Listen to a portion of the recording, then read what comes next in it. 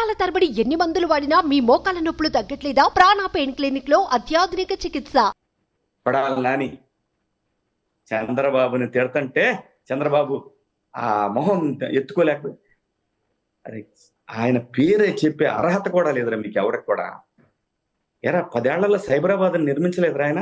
హైదరాబాద్ ఈయనే కట్టాడంట, హైదరాబాద్ ఈయనే కట్టాడంటే కామెడీలు రా మీకు. ఇవాళ హైదరాబాద్ ఏం చెప్పారా ఆయన కేటీఆర్ అధికారంలో ఉన్నప్పుడు? ఈ రోజు మేము చేస్తున్నది ఇక్కడ ఫ్లైఓవర్ లైట్ అని తప్పితే మిగతా మొత్తం విజన్ 2020లో ఇంకా 150 ఫ్లైఓవర్లు ఉన్నాయి మేడం హైదరాబాద్ లో వేయాల్సింది. చదువు ఏం లేదండి, పెయిడ్. ఈ బిడ్డలంతా పెయిడ్ అండి, పక్కా పెయిడ్ అండి. ఇటు నుంచి అటు దూకిన వాళ్ళు వీళ్ళందరికీ పే చేశారండి. సీనియర్ జర్నలిస్టులు కూడా పే చేశారండి ఇక్కడి నుంచి. ఇది నిజం. ఒత్తాసులు పలుకునేవాళ్ళు కొంతమంది అంటే గౌరవం ఉండేది, పోయింది మేడం. ఏం చేస్తావు డబ్బుతో? ఏం చేస్తావు? BMW, దాని తర్వాత ఇంకేముంది? బొక్క ఏమి లేదు. పంటలు లేక, నీళ్లు లేక, పోలవరం అవ్వక నానా ఇబ్బందులు పడదు. లాస్ట్ సీజన్ లో ఆంధ్రప్రదేశ్ లో వాటర్ లేవు, వర్షాలు పడలా. అదే పోలవరం అయి ఉంటే 365 రోజులు నీళ్లు మేడం. ప్రతి గ్రామం సస్యశ్యామలం మేడం. ఈరోజు ప్రతి గ్రామంలో మందు పిచ్చల విడి తాండవం చేస్తా ఉంది మేడం. పిచ్చి మందు మేడం. అమరావతి మహిళలు ఒక్కొక్క తల్లిని బయటికి రానియకుండా మంగళగిరి పానకాల స్వామి దగ్గర పోతానంటే అరాచకం చేశారు. కనకదుర్గమ్మ దగ్గర పోవాలంటే అరాచకం చేశారు. ఎరా పొలాలు ఇచ్చిన వాళ్ళు, ఆ రాజధాని మీద కళ్ళలు కన్నోళ్ళు, వాళ్ళు ఏం ఉద్యమాలు చేయడానికి అర్హత లేదంటారా?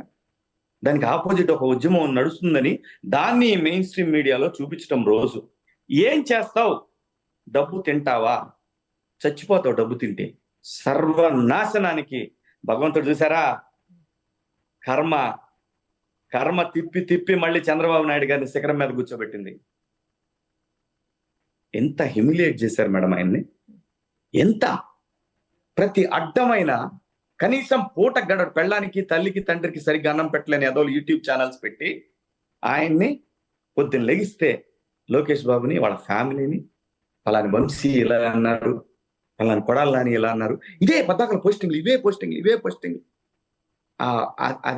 ఆ దరిద్రం తిని ఏంట్రా మీరు సాధించేది? ఎవడన్నా సరే మర్యాదగా రిపోర్టింగ్ చేసుకోండి. మా గురించి మాట్లాడటం చేస్తే ఎవరిని స్పేర్ చేసేదే లేదా గుర్తుపెట్టుకోండి. మీలాగా సిఐడిలో వచ్చి అట్లా ఉండదమ్మా ఇక్కడ. యాజ్ దిస్, మాటకు మాట, దెబ్బకు దెబ్బ సెట్ అలా ఉంటది. సంస్కారంగా ప్రపంచం ఎదిగిన ఈ సమయంలో ప్రపంచాన్ని అందిపుచ్చుకుందామనే భారతదేశం ఎదుగుతున్న ఈ టైంలో ఎంట్రా ఇవి? చంద్రబాబు నాయుడిని తిడితే మీరందరూ ఎంటర్టైన్. ఒక రోజు ఎవడో యూట్యూబ్ ఛానల్ కొట్టోడు ఉంటాడండి, గుంటూరు బేస్డ్ ఏదో ఛానల్ ఉంది. వాడండి ఆ రోజున అసలు వాడు స్టెప్పులు వేస్తున్నాడు. ఆ సర్వే ఇలా వచ్చింది. ఏంట్రా మీరు ఇస్తుంది? సర్వే వచ్చింది, బాగా రిపోర్ట్ చేయి. న్యూస్ ఛానల్ అంటే వాళ్ళకి ఒక క్యాబరే లాగా అయిపోయింది మేడం. ఒక్కొక్క పోకడ పోయారు అనుకున్నారా? నన్ను నాకు ఏ సంబంధం లేని దాంట్లో నన్ను ఇరికిచ్చి ఎంజాయ్ చేశారు. ఎన్ఆర్ఐ కాలేజీని మేడం, ఇక్కడ ఎన్ఆర్ఐలు అందరూ ఈ ప్రాంతం మీద ప్రేమతోటి ఎన్ఆర్ఐ కాలేజ్ అని పెడితే విధ్వంసం. ఇప్పుడు రమ్మనండి అంటే వీళ్ళకి ఏముంటదంటే మేడం, మేము డబ్బులు ఇచ్చేనా మేనేజ్ చేసుకోగలం, మేము మేనేజ్ చేసుకుంటాం, వాళ్ళని, పార్టీలని, లేదంటే అధికారంలో ఉన్న వాళ్ళని మేము మేనేజ్ చేసుకుంటాం. ఇలాంటి మేనేజ్ చెయ్యి. ప్రజలుగా మేము ఎలా మేనేజ్ చేయాలో చేస్తాం మేము కూడా. నా కెరీర్ నాశనం చేసినా నేనేమల్లా ఇప్పటివరకు ఎవరిని, నాకు హైదరాబాద్లో ఇల్లు దొరకకుండా చేసినా నేనేమల్లా, నా భార్య బిడ్డలు హోటల్లో కూర్చోబెట్టి ఇల్లు ఎక్కడ ఉంటుందో అని ఎత్తుకున్న రోజు కూడా నేనేం రాలా, బయటకు వచ్చి చెప్పలా మీకు ఎవరికి. అవన్నీ మాకు తెలుసు. కర్మ ఎక్కడికి వచ్చింది రాబాయ్? తిప్పి రాలా? మీరు చేస్తున్నారుగా ఆంధ్రాలో. నేను రాలేనా ఏరియా అక్కడికి? మీరు చేసే పనికాడికి 10 మంది బతుకుతున్నారు అక్కడ. మీ అలా ఎదవాల్సిన ఉండవు. మాకు పెట్టడమే తెలుసు, అవసరమైతే సాయం చేయటం తెలుసు.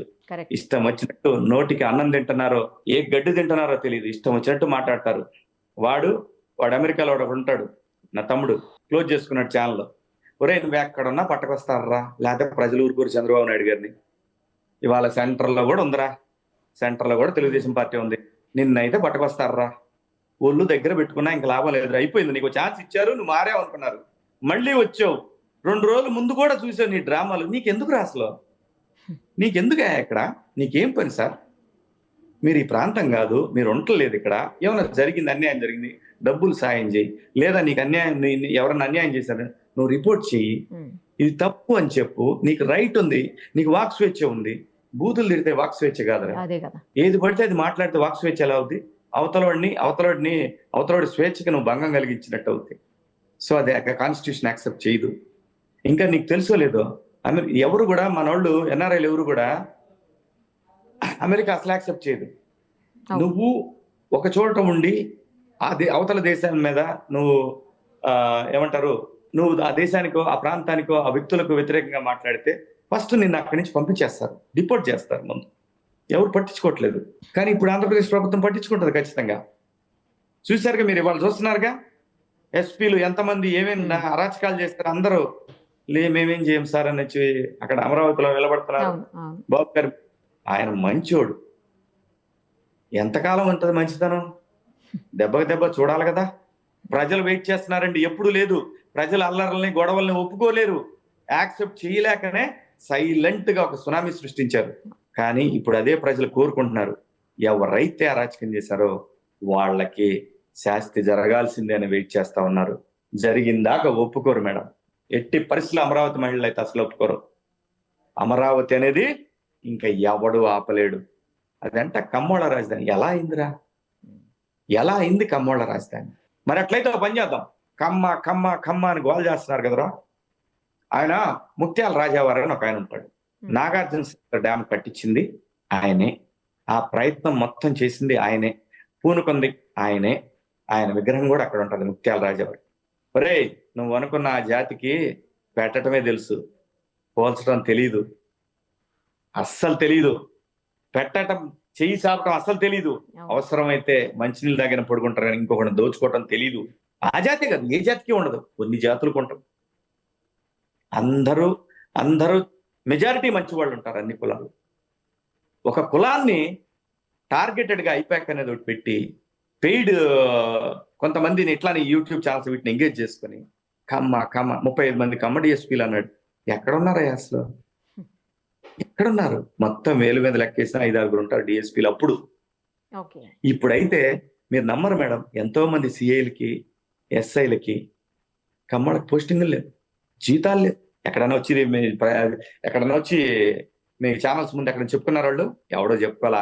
అది సెల్ఫ్ రెస్పెక్ట్. అది లేకపోయినా నేను బతకగలనేది ఉంటుంది చూసారా, ఎవరికైనా ఉంటది. మనిషిగా పుట్టిన ఎవరికైనా ఉంటది, కొంతమంది యాదవులకు తప్ప. ఆంధ్రప్రదేశ్ అనేది ఒక అద్భుతమైన గడ్డ మేడం, మేధావులు పుట్టిన గడ్డ. ఎంతో మంది ప్రపంచ దృష్టిని ఆకర్షించినటువంటి ఒక గడ్డ అది. దాన్ని అమ్మయ్య నేను అమరావతిని నాశనం చేశాను,